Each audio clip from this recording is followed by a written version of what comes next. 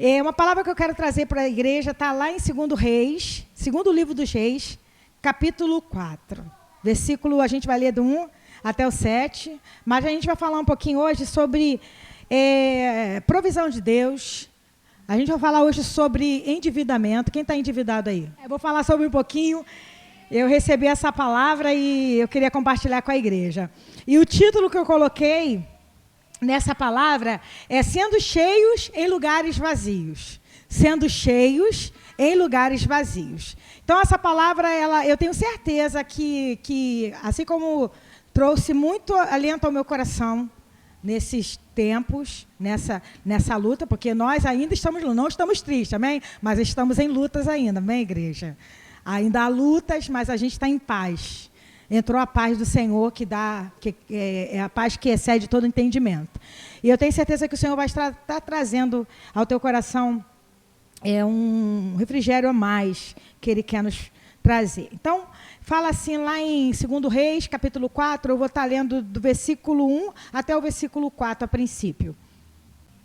E uma mulher, das mulheres dos filhos dos profetas, clamou a Eliseu, dizendo: meu marido, teu servo, morreu, e tu sabes que o teu servo temia ao Senhor. E veio o credor para levar os meus 2 filhos para serem servos. E Eliseu lhe disse: que te hei de fazer? Dize-me que é o que tens em casa. E ela disse: a tua serva não tem nada em casa, senão uma botija de azeite. Então disse ele: vai, pede emprestadas de todos os teus vizinhos vasilhas vazias, não poucas. Então entra e fecha a porta sobre ti e sobre os teus filhos, e deita o azeite em todas aquelas vasilhas, e põe a parte a que estiver cheia. Só até aí, depois a gente vai voltar nesse texto. Uma coisa que a gente precisa entender sobre essa palavra, o contexto que essa palavra estava sendo escrita. Essa palavra, quem era o profeta que atuava, que era a voz de Deus em Israel, era o profeta Eliseu. O profeta Eliseu ficou no lugar do profeta Elias, aquele que subiu no redemoinho, né? Inclusive, acho que aqui no capítulo 2, mesmo de 2 Reis, que acontece isso. E ele viu Eliseu subir e ele ficou no lugar de Elias sendo profeta. O que estava acontecendo naquela época? As pessoas estavam muito endividadas. Por que as pessoas estavam endividadas? Porque tinham ido no shopping e estourado o limite do cartão? Não. Porque compraram coisas para seu bel prazer? Não. As pessoas estavam endividadas pelo seguinte: antes desse capítulo, lá em 1 Reis, lembra de Jezabel? Lembra de Acabe? Lembra daquela situação que estava acontecendo, que elas perseguiram tanto os profetas, que os profetas ficaram se sentindo muito acuados, que Elias, inclusive, entrou numa caverna, como eu fiquei sexta-feira numa caverna, entrou numa caverna e querendo: Senhor, ninguém mais te adora. E o Senhor falou: não, tem 7.000 que ainda não se dobraram. Mas os profetas daquela época ficaram tão acuados, ficaram tão com medo da Jezabel, o que aconteceu com eles? Eles se empobreceram. Porque naquela época, a gente precisa entender que não é muito parecido com o que a gente vive hoje. Naquela época não tinha carteira assinada. Você não trabalhava para alguém e tinha a tua carteira assinada, se não vendesse ou vendesse, você recebia teu salário. Naquela época, a pessoa era o que produzia. A pessoa era o que ela plantava. O que ela plantava e colhia, ela tinha. O que ela pegava e vendia, ela tinha. E quando não se tinha isso, a pessoa passava fome mesmo. Passava necessidade mesmo, isso é fato. Então, quando chegou nesse capítulo 4, essa mulher, ela tinha um marido, tinha os 2 filhos, e naquela época existia muito isso. Quem estava endividado, o credor podia chegar lá, o agiota, aquela pessoa que estava devendo, podia chegar lá e pegar os filhos para pagamento da dívida. E aconteceu com essa mulher algo terrível, porque ela perdeu quem? Perdeu o marido dela, a provisão dela. A mulher naquela época não tinha trabalho. Não é verdade? Diferente de nós hoje. Ela não tinha trabalho. A única esperança e o que ela tinha eram 2 filhos. Se aqueles homens pegassem seus filhos para serem vendidos como escravos, ela ia pagar a dívida, mas aquela mulher ia ficar na rua, ela ia virar uma pessoa pedinte ou uma prostituta para se sustentar. Vocês estão entendendo a realidade? Essa era a realidade. Então, o problema dela era um problema sério? Muito sério. Era um problema real? Era um problema muito real. Mas aí que eu quero chamar a tua atenção, igreja, para a primeira coisa, sem entrar ainda nos pontos que eu separei da palavra. Quando você está passando por um problema que para você é impossível, para quem você recorre?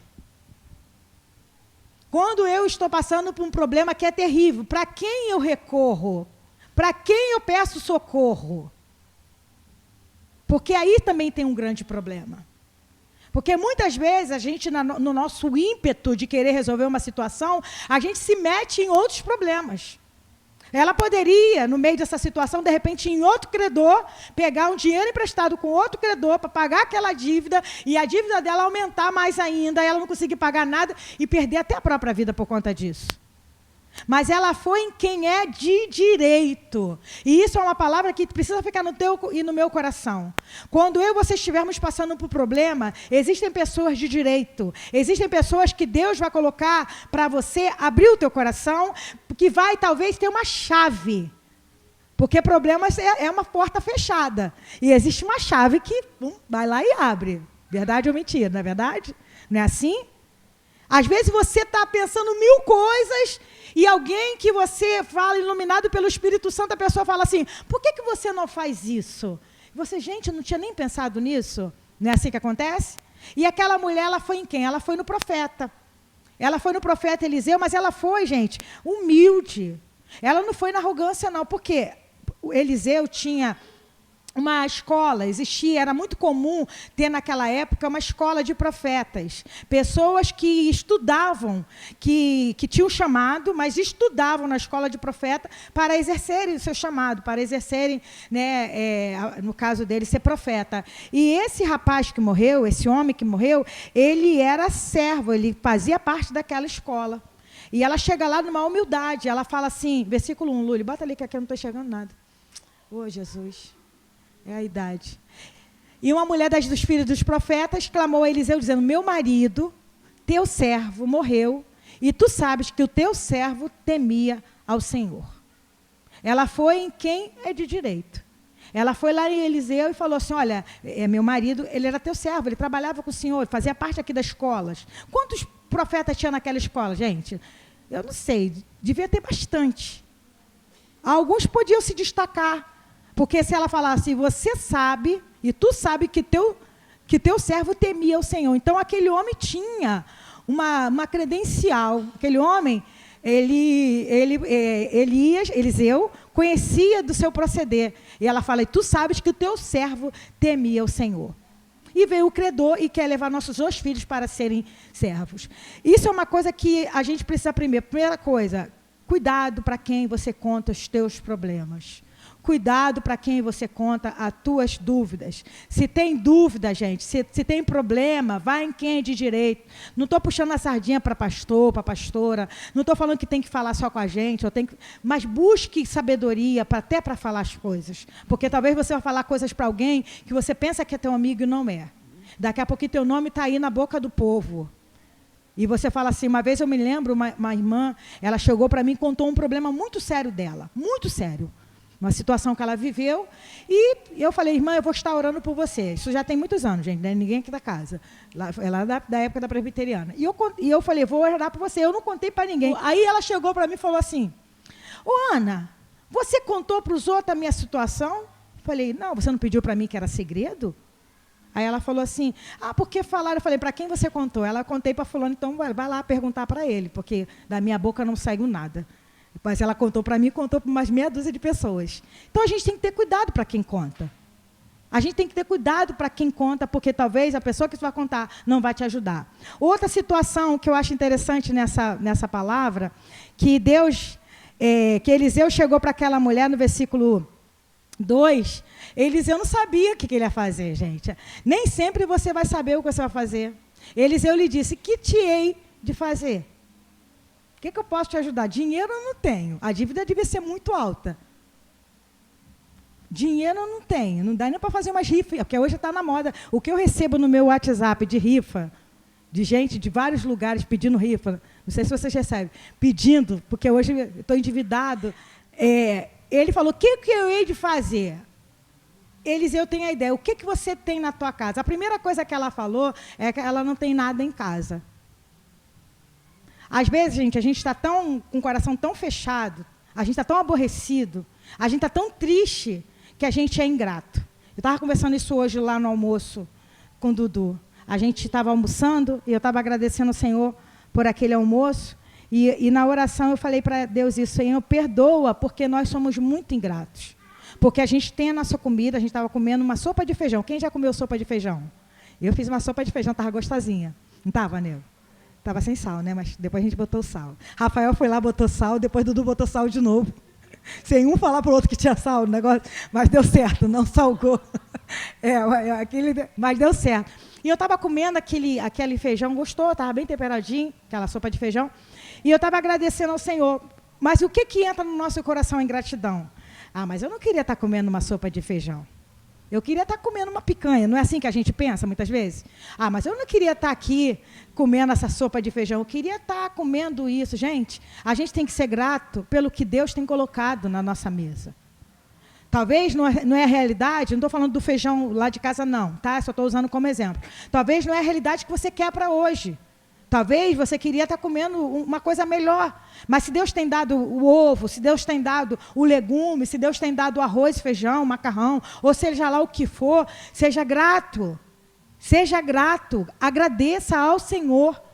Porque tem gente que não tem nada. É só você ver uns videozinhos daquelas crianças dançando lá na África. Todos alegres lá, vai ver o que aquele pessoal come. Eles fazem uma refeição por dia. E às vezes uma refeição que é só arroz. Às vezes o que eles comem é arroz, uma refeição por dia. Tenho conhecidos meus que estão lá, que eles fazem missões lá, eles falam que eles fazem uma refeição por dia.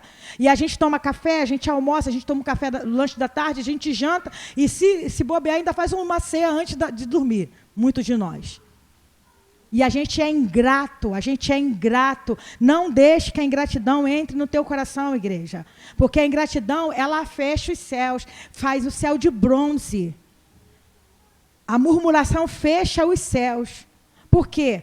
Você não é grato pelo que o Senhor traz.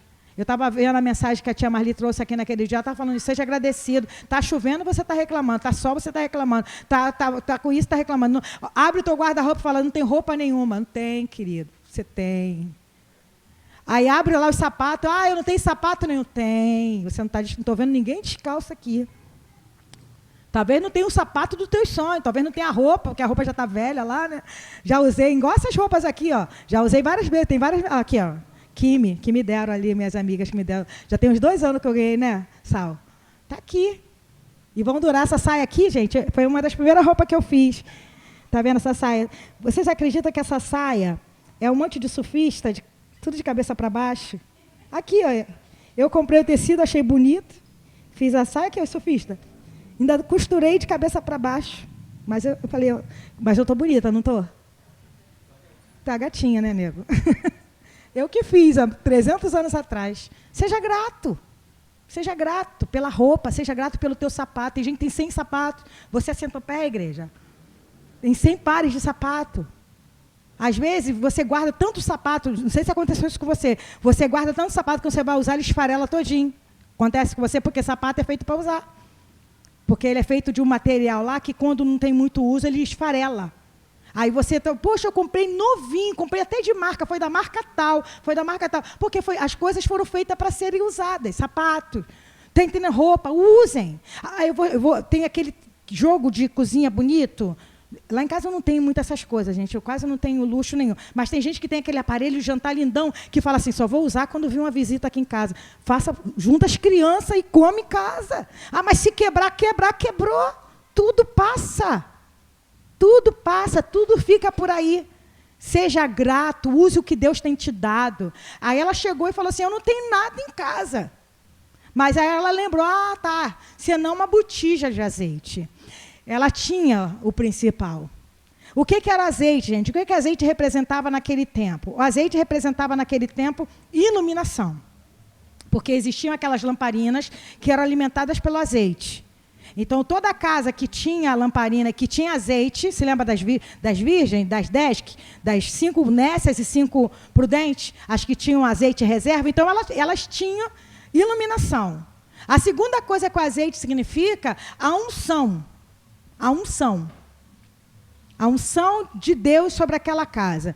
E a terceira coisa é que um azeite misturado com a farinha virava um pão, que era basicamente a comida que aquele pessoal comia. Muito comum dos orientais comerem pão com azeite e farinha, amassado e assado. Vocês estão entendendo? Ela tinha alegria, ela tinha iluminação, ela tinha unção, ela tinha alimento. Mas, em certo momento de desespero dela, falou, não tenho nada em casa. Aí, o que Eliseu falou para ela? Versículo 3. Eliseu falou para ela assim, então, vai, pede emprestadas de todos os teus vizinhos vasilhas vazias e não poucas. Outra coisa que essa mulher ela tinha que ter, um bom relacionamento com os seus vizinhos. Gente, pensa no tempo em que vasilha não era vasilha PET. Porque se hoje falasse assim, ajunta aí muitas vasilhas, qual a primeira coisa que você ia trazer, que você ia começar a pegar? Um monte de garrafa de PET, garrafa de Coca-Cola, disso, daquilo, né? Ia juntar aquele monte de garrafa, sorvete, aquelas vasilhas da Tupperware mesmo é uma realidade de margarina, aquele monte. Mas naquela época não era assim, não. Como eram as vasilhas daquela época? Eram vasilhas feitas de barro, de cerâmica e de madeira. E eram coisas talhas. Já ouviu a palavra lá em João 2, das talhas, que eram coisas grandes e pesadas? E ela vai nas vizinhanças pegar muitas vasilhas. E os filhos são obedientes. Uma coisa que eu acho bonito também, que os filhos obedecem a sua mãe e vai buscar, viu, filhos? Vai lá buscar as vasilhas. Ela tinha um bom relacionamento. Vamos lá, vou fazer uma pergunta para vocês, não precisam responder. Se você tiver necessidade de pedir 1 quilo de açúcar, você pode pedir a algum vizinho teu que ele vai te dar, sim ou não? Tem? Vocês não têm, não? Tem sim, Paulinho. Um vizinho da direita ou da esquerda. Ou você lá na tua família, na tua vizinhança, você é tido como alguém que chato pra caramba. Não. Mudaram. Ah, brincadeira. Não pode nem pedir nenhum copo de açúcar. Brincadeira. Vocês estão entendendo que a gente tem que ter um bom relacionamento? Sabe por quê, gente? A Bíblia fala que mais vale um vizinho perto do que um irmão longe. Mais vale um vizinho perto do que um irmão longe. Às vezes a gente é tão... desculpa a expressão, mas a gente é tão antipático, achei a palavra, tão antipático, que a gente não cria, não precisa ficar, não seja frequente na casa de ninguém. A Bíblia fala também isso. Não seja frequente, não precisa ficar enfiado na casa de ninguém. Mas seja simpático, seja gentil. Bom dia, boa tarde, boa noite, está tudo bem? Tudo tranquilo? Porque você não sabe se um dia você vai precisar pegar muitas vasilhas, e não poucas. Muitas vasilhas. E foi o que aconteceu, versículo 4. O que é que diz, Luli? Então, entra, e depois que pega, entra, fecha as portas sobre ti e sobre teus filhos, e deita o azeite em todas aquelas vasilhas, e põe a parte a que estiver cheia. Ela conseguiu as vasilhas, Deus já tinha dado para ela todo o caminho, através do profeta Eliseu, para que a provisão de Deus chegasse. E a palavra que o Senhor colocou no meu coração vai entrar agora. Falei, e vou falar mais. Primeira coisa que a gente vê, a provisão de Deus atende às nossas necessidades na medida certa. A provisão de Deus atende às nossas necessidades na medida certa. Eu queria ler, eu separei para você Mateus 6, do 25 ao 31, ao 33. Depois Filipenses. Vamos ler, vou ler corrido, só para a gente poder entender. Por isso vos digo, não andeis ansiosos quanto à vossa vida, pelo que haveis de comer ou pelo que haveis de beber, nem quanto ao vosso corpo, pelo que haveis de vestir. Não é a vida mais do que o mantimento, e o corpo mais do que o vestuário? Olhai para as aves do céu, que nem semeiam, nem cegam, nem ajuntam em celeiros, e o vosso Pai Celestial as alimenta. Não tendes vós muito mais valor do que elas? E qual de vós poderá, com todos os seus cuidados, acrescentar um côvado a sua estatura. E quanto ao vestuário, por que andais ansiosos? Olhai para os lírios do campo, como eles crescem, não trabalham, não fiam. E eu vos digo que nem mesmo Salomão, em toda a sua glória, se vestiu como qualquer deles. Pois se Deus assim veste a erva do campo, que hoje existe, e amanhã lançada no forno, não vos vestirá muito mais a vós, homens de pequena fé? Não andeis, pois, inquietos, dizendo que comeremos, ou que beberemos, ou com que nos vestiremos.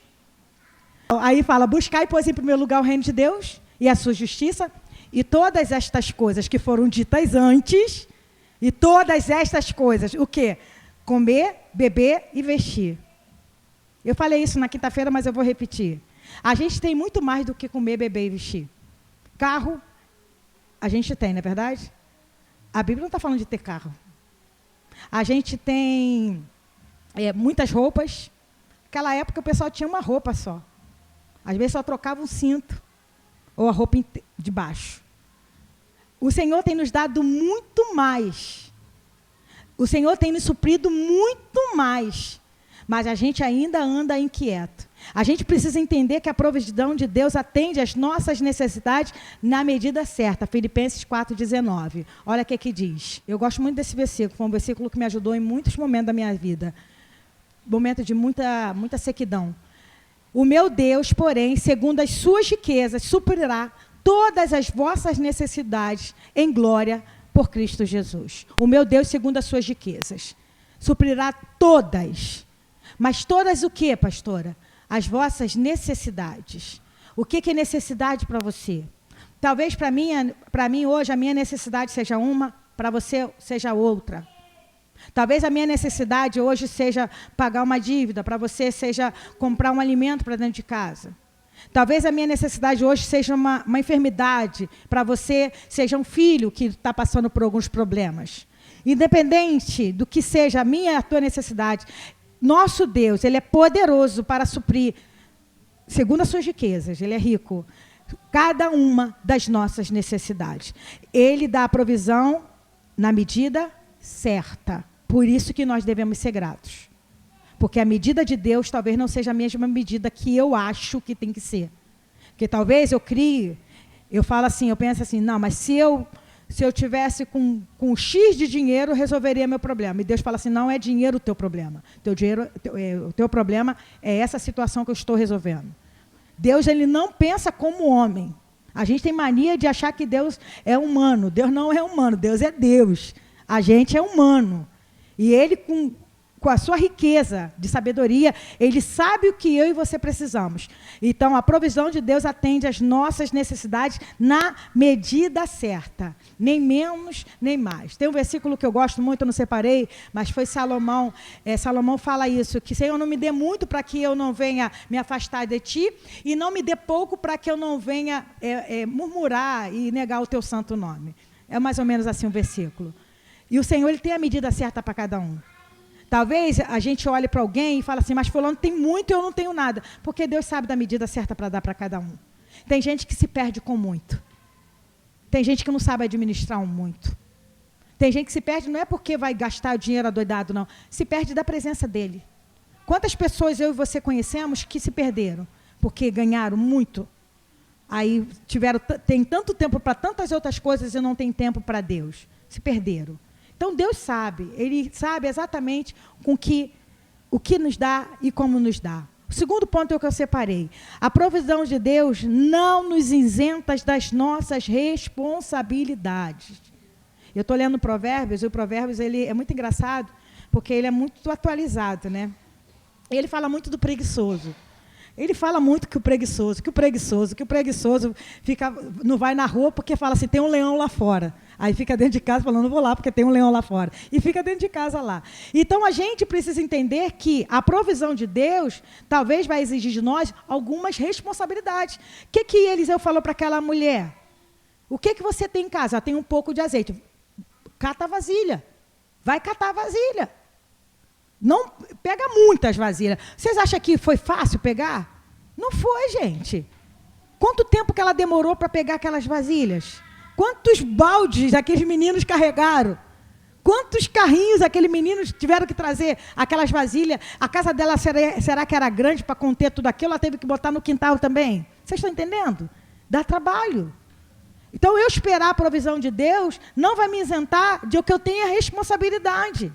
Tem coisas que só Deus faz, gente, isso é fato. Tem coisas que só Deus faz, mas tem coisas que Ele nos deu na mão. Ele deu trabalho para a gente, Ele deu inteligência para a gente. Uma das coisas que aconteceu nessa pandemia, por exemplo, muitas pessoas passaram a ser artesãos, motoristas de aplicativos, abrir o seu próprio negócio, porque o negócio fechou, as pessoas tiveram que sair do seu conforto. Porque o que é confortável, muitas vezes? Às vezes é confortável quando você tem um salário certo no fim do mês, quando você tem um emprego certo, mas para muitas pessoas o emprego, a porta fechou. Vou morrer de depressão em casa porque, de mim, coitado. Não, temos responsabilidade. A provisão de Deus não nos isenta na nossa responsabilidade. Aí agora Eclesiastes, que eu acho esse texto assim maravilhoso. É um texto que fala realmente de investimento.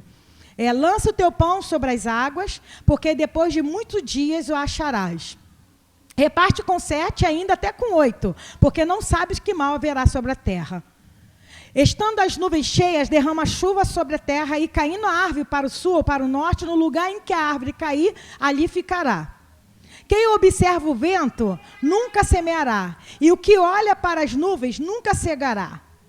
Assim como tu não sabes qual o caminho do vento, nem como se formam os ossos no ventre da mulher grávida, assim também não sabes as obras de Deus que faz todas essas coisas. Pela manhã semeia a tua semente, e à tarde não retire a tua mão, porque tu não sabes qual prosperará, se esta ou se aquela, ou se ambas serão igualmente boas. Até aí. Vocês estão entendendo? Quando ele fala, lança o teu pão sobre as águas, gente, não é o pão. Quando a Bíblia fala de pão, fala de provisão. Vai ter momentos na nossa vida, olha, eu falando de investimento, Vai ter momentos na tua vida, na minha vida, que Deus vai mandar você investir. Lança o teu pão sobre as águas, invista. Invista. Às vezes vai ficar cheio de material em casa. Eu tenho um monte de material em casa, um monte de tecido, um monte de coisa. E quando chega o pedido, eu já tenho minhas coisinhas lá. Então, o meu lucro já está embutido lá. Mas eu tive que investir. Eu tive que lançar o meu pão sobre as águas. Reparte com 7, ainda com 8. Agora, se você ficar olhando para o céu, fala, eu acho que vai chover. Não vou jogar semente, não. Vai chover, vai estragar minha semente. Aí você olha o que acontece. Não tem quando a gente vai lavar roupa? Que a gente fala assim, não vou nem lavar roupa hoje, porque vai chover. Aí você vê que não chove com a raiva, porque era o dia que você tinha para lavar roupa, e você vai ter que esperar talvez mais uns dias para lavar de novo. Ou quando você lava e bota um fogo no morro. Aí suja a roupa toda. O quintal, você acaba de lavar o quintal. Margarida estava falando esses dias sobre o quintal, que essa obra aqui, pastora, eu não aguento mais, cheio de dor nas costas, porque eu fico limpando a casa e a obra está sujando tudo. Mas, gente, às vezes é necessário que a gente lance a semente. Não estou falando de limpar, mas a gente vai lançando a semente, de manhã, de tarde, trabalha, divulgue, faça as coisas, porque a provisão de Deus, ela vem, mas você tem responsabilidade. Você tem responsabilidade. Não adianta querer jogar para Deus o que é tua responsabilidade. Porque Deus não joga para você o que é responsabilidade dele. Ele não fala assim, se vira aí, meu filho, porque é contigo. Não. Ele é um Deus fiel que nos ajuda, mas a gente tem nossas responsabilidades. Então, a gente precisa ter isso no nosso coração. Conte os seus problemas a quem é de direito. Olha o que ele falou aqui no versículo 4, depois a gente vai para Mateus 6,6. Não sei se eu separei aí, Luli. No versículo 4 ele fala assim, aqui, então entra e fecha a porta sobre ti e sobre teus filhos, e deita o azeite em todas aquelas vasilhas, e põe a parte a que estiver cheia. Olha o que diz Mateus 6,6. Mas tu, quando orares, entra no teu aposento, e fechando a tua porta, ora teu pai que está em secreto, e teu pai que vem em secreto, te recompensará publicamente. Você está entendendo? O teu pai que te vem em secreto vai te recompensar como? Publicamente, as pessoas vão ver. As pessoas vão ver. Mas não precisa fazer alarido. Porque tem gente assim, olha só, gente, contar uma coisa para vocês. Gente, Olha, tem umas bênçãos aí chegando. Não posso contar agora. Gente, isso aí já incitou você na tua curiosidade e já fez você até pecar, porque você fala que, ai, gente, o que está acontecendo? Fica quieto. Eu aprendo muito com essa palavra, né, nego? Que eu falo demais, né, amor? Fica quieto. Porque o dia em que isso acontecer, fica quieto, igreja. O teu pai que te vê em secreto. Quando ele deu aquela ordem para aquela mulher, o que ele fez? Ele falou para ela, olha, entra no teu quarto e vai lá e vai deitando o azeite, vai deitando até, vai botando as vasilhas cheias de lado e vai colocando as vasilhas cheias de lado e vai, até acabar. É isso que o Senhor tem nos chamado, sendo cheios em lugares vazios.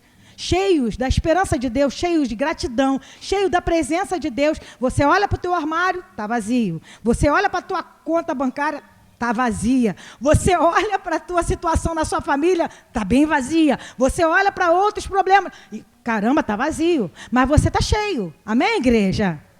Você está cheio de quê? Cheio de Deus, cheio da esperança que Deus pode mudar a nossa história. No estalar de dedo, Ele pode. Ele pode fazer isso, mas entra no teu quarto e fala com ele em secreto e ele vai te colocar publicamente. E a última parte, para a gente encerrar, com a provisão de Deus, as dívidas são pagas e você consegue viver de todo o resto, de tudo aquilo que o Senhor Ele quer nos proporcionar. Está lá em 2 Reis, a gente só vai acabar de ler agora o versículo 5 até o versículo 7. Fala assim, partiu, pois, dele e fechou a porta sobre si e sobre os seus filhos, e eles lhe traziam as vasilhas, e ela as enchia. E sucedeu que cheias foram as vasilhas. Disse ao seu filho, traze-me mais ainda uma vasilha. Porém, ele lhe disse, não há mais vasilha alguma. Então, o azeite parou. Então veio ela e o fez saber ao homem de Deus. Ela foi lá falar para ele, ela foi grata a ele também. E fez saber ao homem de Deus, e ele disse, vai, vende o azeite, paga a tua dívida, e tu e teus filhos vivei do resto. A provisão de Deus na vida de uma pessoa que foi obediente. A provisão de Deus na vida de uma mulher que a princípio não tinha nada, que a princípio estava desesperada, como muitos de nós. A provisão de Deus na vida de uma mulher que ia perder todo o seu chão, porque perdeu o seu esposo, ia perder os filhos, todo o chão, toda a estrutura, toda a segurança que aquela mulher podia ter. Mas ela confiou, e o Senhor deu azeite suficiente. Outra coisa que eu queria só colocar para entendimento nosso, que quando acabou as vasilhas, acabou o azeite. Sabe por quê? Deus não desperdiça. Deus não deixa azeite jogado no chão para nada. O que Deus derrama na minha vida e na tua vida, igreja, é para quê? É para um propósito. Se Ele derramou uma unção, primeiro que não é para você aparecer, nem para eu aparecer. Amém, igreja? Primeiro que não é para eu mostrar que sou mais espiritual do que fulano, ou mais espiritual do que ciclano. Não. A Bíblia fala que Deus dá os seus dons para o que lhe é útil. Para o que lhe é útil. E Ele não chama ninguém sem propósito. Ele chama todos com um propósito. Quando acabou a vasilha, acabou o azeite. Acabou a pipoca, né? Acabou o milho, acabou a pipoca. E assim a provisão de Deus está sobre nossas vidas. Que o Senhor, em nome de Jesus, possa trazer sobre o teu coração, igreja. Eu não sei se você está passando por essa situação que essa mulher passou, de endividamento, mas eu tenho certeza que o nosso Deus é um Deus poderoso.